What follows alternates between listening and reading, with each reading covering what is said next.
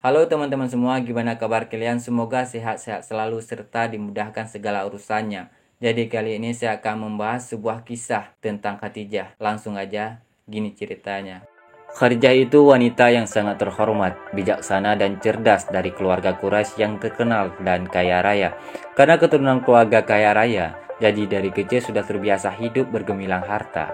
Tapi, walaupun tumbuh di tengah-tengah keluarga yang terkenal dan bergemilang harta, tidak menjadikan Khadijah sebagai sosok yang sombong, justru keistimewaannya membuat dia rendah hati. Pernikahan Khadijah pertama dengan Atib bin Aid al-Makhzumi.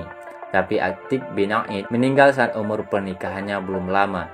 Siti Khadijah pun menikah kembali dengan seorang saudagar, Abu Halal bin Nabashi at-Tamimi, dan memiliki anak bernama Hindun dan Halal.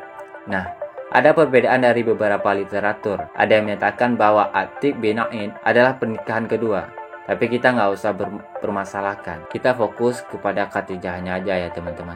Oke lanjut. Almarhum bapaknya Khadijah pedagang Quraisy kaya raya. Ditambah Abu Halal, seorang saudagar juga. Beberapa lama kemudian, Abu Halal pun meninggal dunia. Jadi, sebagian harta warisannya untuk Khadijah. Selain memang sudah keturunan keluarga kaya dan terpandang, kepandaian Khadijah dalam berdagang membuat kekayaannya bertambah hingga tak mampu kita bayangkan. Di beberapa literatur disebutkan, 2/3 area Mekah adalah milik Siti Khadijah. Hampir seluruh saudagar di Mekah pernah berbisnis dengannya. Saking kayanya, pernah Khadijah disebut sebagai Ratu Mekah. Para saudagar senang berbisnis dengan Khadijah karena sifat-sifat beliau yang mulia. Mereka terkesan dengan kejujuran, kedermawanan, dan sifat amanah dari Khadijah. Setiap yang berbisnis dengan beliau mendapatkan untung yang adil tanpa sedikit pun dikecewakan.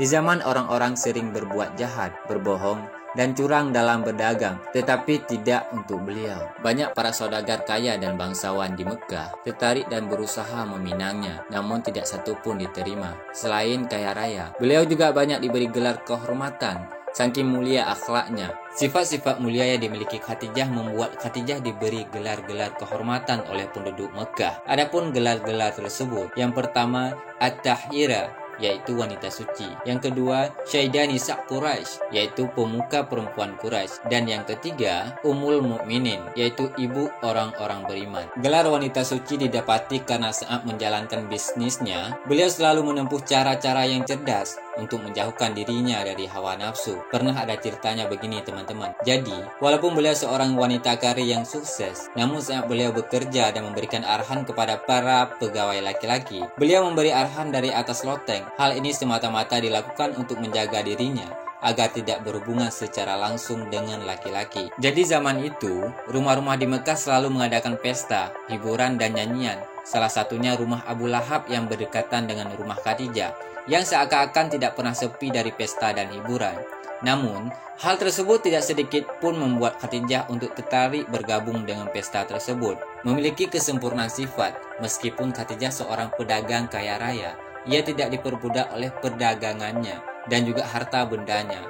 Memiliki kepribadian yang luhur, ia tidak pernah menyibukkan diri dengan urusan orang lain, seperti membicarakan atau menjelek-jelekkan orang lain. Ia memiliki sibuk untuk merenungkan kehidupan. Beliau seorang wanita dermawan, seperti rumahnya yang menjadi tempat perlindungan bagi perempuan-perempuan miskin, orang-orang yang membutuhkan dan juga para tamu. Dari kebiasaan inilah Khadijah disebut dengan Sayyidah Nisa Quraisy. Saking dermawannya, Khadijah juga sering menikahkan wanita miskin yang siap nikah dan memberinya bekal setelahnya. Teman-teman mau tahu seberapa besar bisnisnya Khadijah? Secara detail sih tidak bisa diukur seberapa besar. Tapi kalau lihat beberapa literatur sejarah, bisa kita bayangkan seberapa besar bisnisnya. Supaya agak nyambung nih, kita harus tahu dulu situasi saat itu. Jadi, kota Mekah itu adalah pusat transit saudagar-saudagar dari seluruh dunia.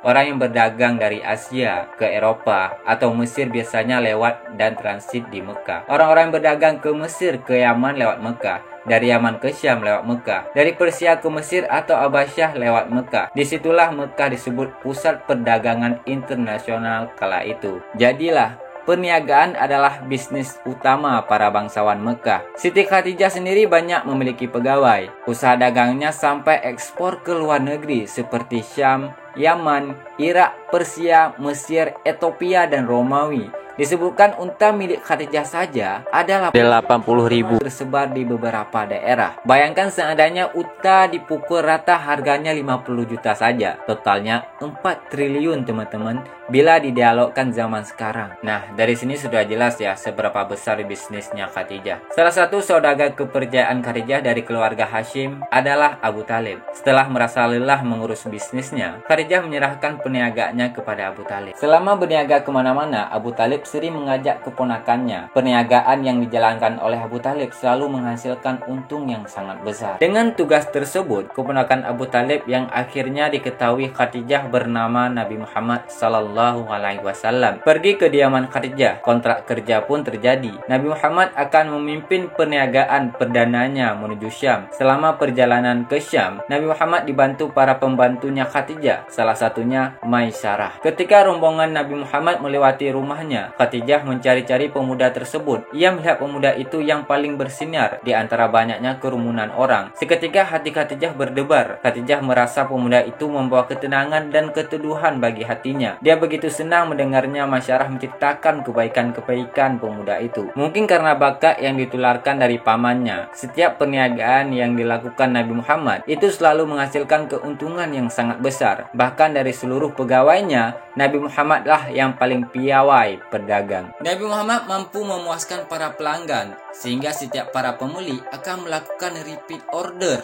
Dikenal dengan pedagang yang jujur, amanah, sopan santun, menghormati pelanggan, tepati janji, dan tidak pernah menjual barang dagangan yang tidak layak dijual. Semua transaksi yang dilakukan Nabi Muhammad dengan para pelanggannya selalu atas dasar sukarela. Nabi Muhammad piawai dalam menargetkan segmen pasar tertentu dengan cara melihat kebiasaan masyarakat daerah tersebut alias tidak serampangan. Nabi Muhammad juga pandai berbaur dan menjalani hubungan baik dengan pelanggan sehingga memiliki branding pelayanan yang baik dan profesional. Saking dipercayanya oleh masyarakat, bahkan Nabi Muhammad dijuluki orang terpercaya atau Al-Amin, dan banyak investor menanamkan modalnya kepada Nabi Muhammad Sallallahu Alaihi Wasallam. Seiring berjalannya waktu, Khadijah makin kesemsem dengan kepiawaan Nabi Muhammad Sallallahu Alaihi Wasallam dalam berdagang. Suatu hari ketika asyik bercanda dengan Nasifah bin Munyah, sahabat karibnya, tiba-tiba Nasifah berkata, "Kulihat wajahmu berbendung, sepertinya kamu menyembunyikan sesuatu atau sekedar dugaanku saja," kata Nasifah. Khadijah pun kaget dan terdiam cukup lama mendengar pertanyaan itu. Ketika Nasifah mendesaknya supaya menceritakan apa yang dialaminya, tanpa sadar, Khadijah pun bertanya, "Apa pendapatmu tentang Nabi Muhammad?" Sadar bahwa sahabatnya telah mengetahui apa yang telah tersembunyi dalam hatinya, Khadijah pun berani berbicara. "Tapi, mana mungkin aku dengan Nabi Muhammad? Dia pembunuh belia, dimuliakan di tengah kaumnya, bersih nasabnya, sedangkan aku wanita berumur 15 tahun lebih tua darinya, janda yang 2 kali bersuami. Apakah mungkin ia mau menerimaku?" ujar Khadijah. Nasifah pun menjawab, "Tidak Khadijah, meskipun umurmu sudah berkepala 4, di tengah kaummu kamu memiliki tempat terhormat, nasabmu pun bagus, kamu juga tampak muda dan kuat, dan juga jangan lupa, tidak sedikit orang yang melamarmu, membincangkanmu setiap hari, tetapi kamu menolakkan," ujar Nasifah. Tidak tahan melihat sikap Khadijah, akhirnya Nasifah datang menemui Nabi Muhammad dengan maksud hati melamar Nabi Muhammad untuk Khadijah. Saat menemui Nabi Muhammad, Nasifah berkata, "Muhammad, aku Nasifah bin Munyah. Aku datang membawa berita tentang seorang perempuan yang agung, suci dan mulia. Dia sangat cocok denganmu. Kalau kau mau, aku bisa menyebut namamu di sisinya." Nabi Muhammad pun terdiam, lalu bertanya, "Siapa dia?" Nasifah menjawab, "Dia Khadijah bin Khuwailid. Kamu tentu sangat mengenalnya." Karena Nasifah tergesa-gesa, Nasifah berkata, "Tak perlu kamu menjawab sekarang. Pikirkan dulu matang-matang. Esok atau lusa aku akan menemuimu lagi." Ucapan Nasifah menimbulkan banyak pertanyaan bagi Nabi Muhammad. Nasifah telah datang membicarakan sesuatu yang tidak pernah terlintas dalam benak Nabi Muhammad. Bagaimanapun Khadijah adalah perempuan cerdas, nasabnya baik, terhormat. Apa mungkin dia mau bersuamikan pegawainya yang belum lama menjalankan bisnisnya? Nabi Muhammad awalnya ragu, namun setelah Nabi Muhammad mencari bukti-bukti dan mengingat kembali nada bicara Nasifah yang bening dan polos itu, Nabi Muhammad yakin bila ia benar-benar utusan Khadijah. Nabi Muhammad pun membicarakan hal ini dengan pamannya. Dia ingin merembuk dengan saudara-saudaranya yang lain. Meskipun Khadijah diakui sebagai perempuan terpandang, terhormat, disukai banyak lelaki Arab, tetapi perbedaan umur dan status janda Khadijah menjadi bahan pertimbangan. Setelah semua terkumpul, bermusyawarah musyawarah dan menimbang banyak hal. Akhirnya diputuskan jika Nabi Muhammad akan segera melamar Khadijah. Problem selanjutnya adalah seberapa besar mahar yang harus disiapkan untuk pernikahan. Sementara kebiasaan pembesar-pembesar Mekah saat itu adalah menilai kemuliaan dari harta. Ditambah Khadijah tergolong wanita bangsawan Mekah. Dengan dibantu pamannya, Nabi Muhammad memberikan mahar 20 unta ekor betina muda ataupun yang sering disebut bakrah. Nah teman-teman, kalau harga unta betina muda sekitar 30 juta sampai 50 juta, jadi maharnya Nabi Muhammad SAW sekitar 600 juta sampai dengan 1 miliar. Singkat cerita, bisnisnya pun dilanjutkan oleh Nabi Muhammad SAW. Di usia pernikahan 15 tahun, Nabi Muhammad diangkat sebagai nabi dan mulai sibuk berdakwah mengenalkan keesaan Allah kepada masyarakat luas yang ajarannya disebut Islam. Karena akhlak dan kecintaannya kepada suaminya, Khadijah pun menopang kuat usaha baru suaminya, yaitu berdakwah. Bahkan hartanya dalam penyebaran Islam dan membantu kaum muslimin telah menutup matanya dari seluruh harta dan kekayaannya untuk dipergunakan oleh Nabi Muhammad SAW. Nabi Muhammad menggunakan harta kekayaannya Khadijah untuk menolong dan membantu orang-orang yang terbelit utang, serta menengani anak-anak yatim dan fakir miskin. Pernah satu momen di mana harta Khadijah benar-benar ludes. Jadi gini ceritanya. Karena Nabi Muhammad SAW menyebarkan Islam, kaum Quraisy sangat menentang. Puncaknya mereka memboikot Bani Hashim dan Bani Muthalib dari seluruh pengikutnya. Kaum Quraisy selain Bani Hashim dan Bani Muthalib bersekongkol agar para pengikut dan pembela Nabi Muhammad dirugikan. Keputusan sepihak kaum Quraisy tersebut adalah larangan menikah dengan kedua suku tersebut, yaitu Bani Hashim dan Bani Muthalib. Larangan melakukan transaksi dengan mereka, larangan membuka jalan nafkah untuk mereka, larangan berdamai dengan mereka dan membantu mereka. Sepihak Bani Muthalib bersedia menyerahkan suami Khadijah untuk dibunuh. Bahkan, keputusan sepihak ini ditulis dalam lembaran-lembaran dan digantungkan di Ka'bah. Jadi, Bani Hashim dan Bani Muthalib dikucilkan, baik yang Islam maupun non-Islam, hingga mereka terpojok dan tinggal bersama di suatu lembah-lembah. Setiap yang datang ke Mekah untuk membeli makanan, mereka harus membeli dengan harga 2 kali lipat. Demikian pemboikotan terjadi selama 3 tahun lamanya, sehingga banyak di antara kedua suku ini meninggal karena kelaparan dan penganiayaan oleh kaum Quraisy. Pemboikotan ini pun menjadikan harta kekayaan Khadijah habis untuk menghidupkan Bani Hashim dan Bani Muthalib. Pada masa inilah Khadijah dan paman Nabi meninggal dunia. Saking miskinnya, saat meninggal Khadijah memakai pakaian yang penuh dengan jahitan. Bahkan untuk kain kafan pun tidak dia miliki. Detik-detik saat Khadijah merasa ajalnya semakin dekat, ia memanggil salah satu anak perempuannya yang bernama Fatimah dan berbisik, "Fatimah putriku, aku yakin ajalku segera tiba. Yang kutakutkan adalah siksa kubur. Tolong mintalah kepada ayahmu. Aku malu dan takut memintanya sendiri, agar beliau memberikan serbannya yang biasanya untuk menerima wahyu,